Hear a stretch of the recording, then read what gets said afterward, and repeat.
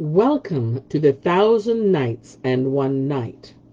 Now, when it was the 36th night, she said, It hath reached me, O auspicious king, that when the skipper answered, To the house of peace, Baghdad, Nur al-Din Ali and the damsel went on board, and they launched the craft, and shook out the sails, and the ship sped forward as though she were a bird on wing, even as said of them, and said right well, Watch, some tall ship shall joy the sight of thee, the breeze outstripping in her haste to flee, as when a bird, when wildly spring wings, leaveth the sky to settle on the sea. So the vessel sailed on her fastest, and the wind to her was fairest. Thus far concerning them. But as regards the Mamelukes, they went to Nur al-Din's mansion, and breaking open the doors, entered and searched the whole place, but could find no trace of him and the damsel. So they demolished the house, and returning to the Sultan, reported their proceedings. Whereupon quoth he, Make search for them both, wherever they may be. And they answered, Hearing is obeying. The Wazir al-Mu'in had also gone home after the Sultan had bestowed upon him a robe of honor, and had set his heart at rest by saying, None shall take blood-wreck for thee save I. And he had blessed the king and prayed for his long life and prosperity.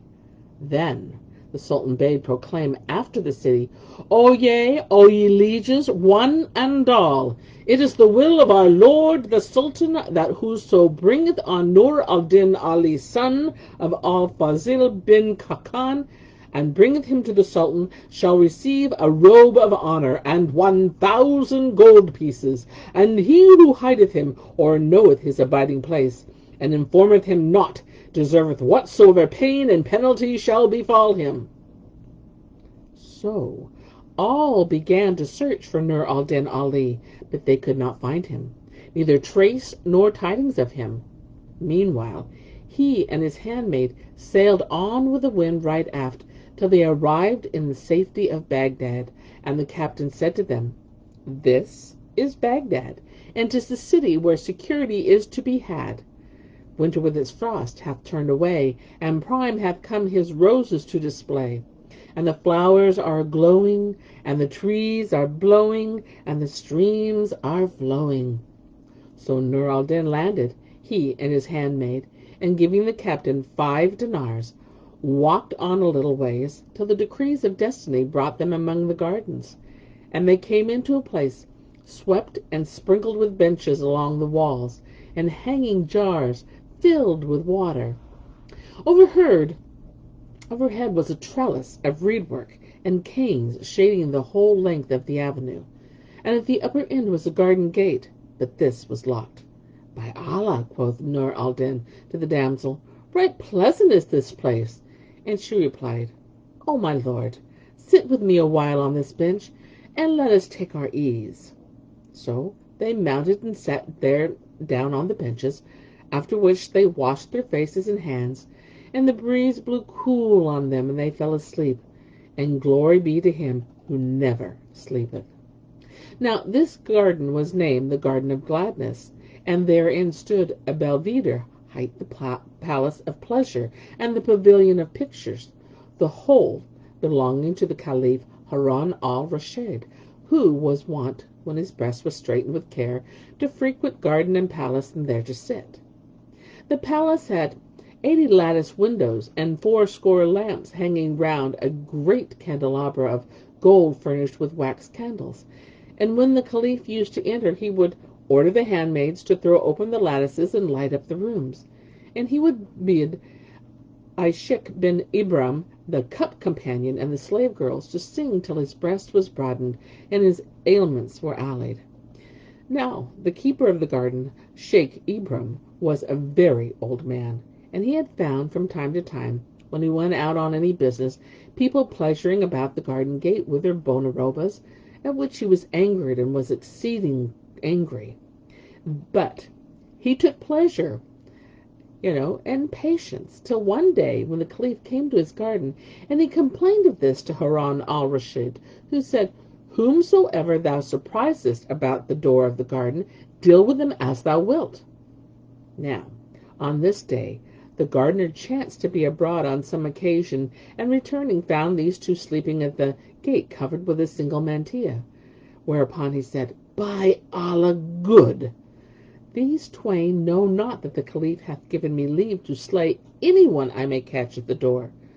But I will give this couple a shrewd whipping, that none may come near the gate in the future. So he cut a green palm frond, and went up to them, and raising his arm till the white of his armpit appeared, was about to strike them, when he bethought himself, and said, O Ibram, wilt thou beat them, unknowing their case? Haply they are strangers, or are of the sons of the road, and the decrees of destiny have thrown them here. I will uncover their faces and look at them. So he lifted up the mantilla from their heads, and said, Oh, they are a handsome couple. It would not be fitting that I should beat them. Then he covered their faces again, and going to Nur al-Din's feet, began to rub and shampoo them, whereupon the youth opened his eyes, and seeing the old man of grave and reverend aspect rubbing his feet, he was ashamed, and drawing them in, and sat up. Then he took Sheikh Ibrahim's hand and kissed it. Quoth the old man, O my son, whence art thou? And quoth he, O my lord, we two are strangers. And the tears started from his eyes. O my son, said Sheikh Ibrahim, know that the Prophet, whom Allah bless and preserve, hath enjoined honor to the stranger, and added, Wilt thou not arise, O my son, and pass into the garden, and solace thyself by looking at it, and gladden thy heart? O my lord, said Nur al-Din, to whom doth this garden belong? And the other replied, O my son, I have inherited it from my folk.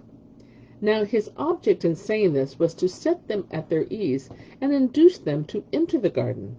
So Nur al-Din thanked him, and rose, he and the damsel, and followed him into the garden.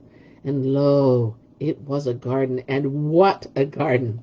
The gate was arched like a great hall, and over walls and roof were vines with grapes of many colors, the red like rubies, and the black like ebonies. And beyond it lay a bower of trellised boughs, growing fruits single and composite, and small birds on branches sang with melodious recite. And 1,000-noted nightingale shrilled with her varied shright. The turtle, with her cooing, filled the sight. The blackbird whistled like human white, and the ringdove moaned like a drinker in grievous plight.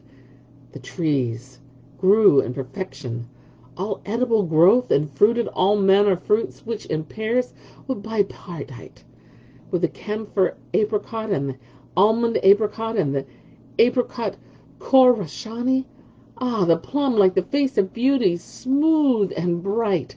The cherry that makes teeth shine clear by her slight. The fig of 3 colors, green, purple, and white. There also blossomed the violet, as it were sulphur on fire by night. The orange, with buds like pink coral and marguerite. The rose, whose redness gars the loveliest cheeks blush with despite. And myrtle, and gillyflower, and lavender with the blood-red anemone from Newman height.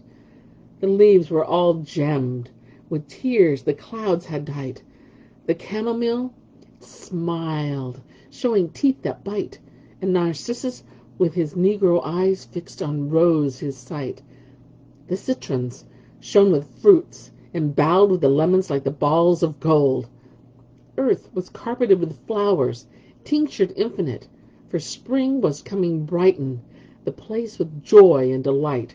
And the streams rang ringing to the birds' gay singing, while the rustling breeze upspringing attempted the air to temperance exquisite. Sheikh Ibrahim carried them up into the pavilion, and they gazed on its beauty, and on the lamps aforementioned in the lattice windows. And Nur al-Din, remembering his entertainments of times past, By Allah, this is a pleasant place. It hath quenched me in my anguish, which burned as a fire of Gaza wood. Then they sat down with Sheikh Ibrahim, set food before them, and they ate till they were satisfied, and washed their hands. After which Nur al-Din went up to one of the lattice windows, and calling to his handmaid, fell to gazing on the trees laden with all manner of fruits. Presently he turned to the gardener and said to him, O Sheikh Ibrahim, hast thou no drink here, for folk are wont to drink after eating?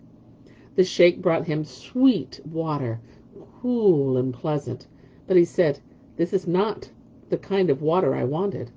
Perchance thou wishest for wine? Indeed I do, O Sheikh. I seek refuge from it with Allah. It is 13 years since I did this thing, for the Prophet cursed its drinking presser, cell, and carrier. Hear 2 words of me. Say on. If yon cursed ass which standeth there be cursed, will aught of his curse alight upon thee? By no means. Then take this dinar and these 2 dirhams, and mount yonder ass, and halting afar from the wine shop, call the first man thou seest buying liquor, and say to him, Take these 2 dirhams for thyself, and with this dinar buy me some wine, and set it on the ass. So shalt thou be neither the presser, nor the buyer, nor the carrier, and no part of the curse will fall upon thee. At this Sheikh Ibrahim laughed and said, By Allah, O my son, I never saw one wilier of wit than thou art, nor heard aught sweeter than thy speech.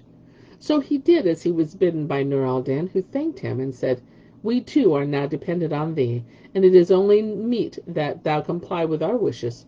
So bring us here what we require. O my son, replied he, this is my buttery before thee, and it was the storeroom provided for the commander of the faithful. So go in and take whatso thou wilt, for there is over and about what thou wantest.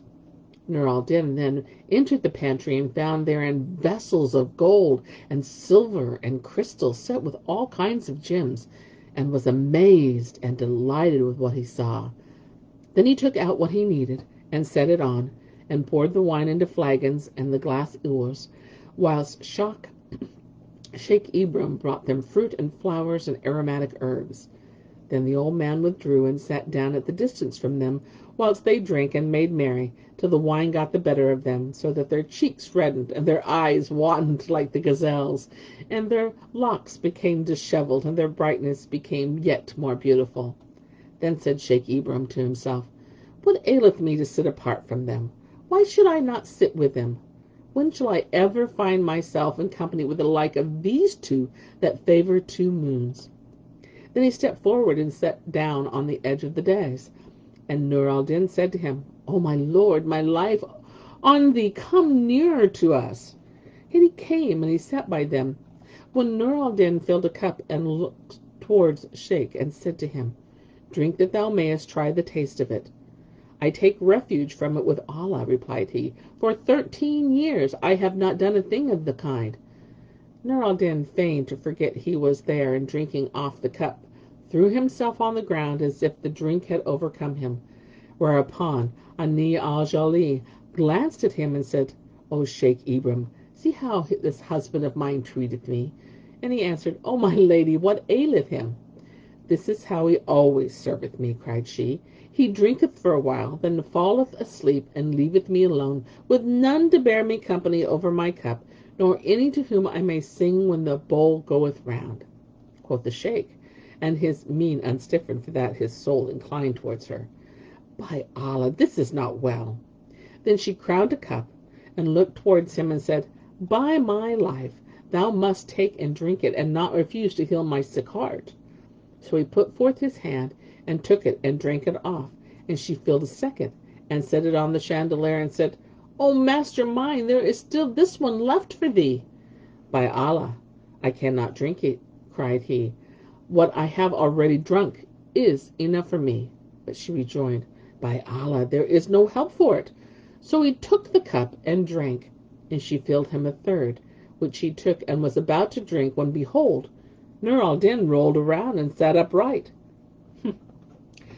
And Shahrazad perceived the dawn of day, and ceased saying her permitted say. And so do I permit speaking and telling of this tale till the morrow.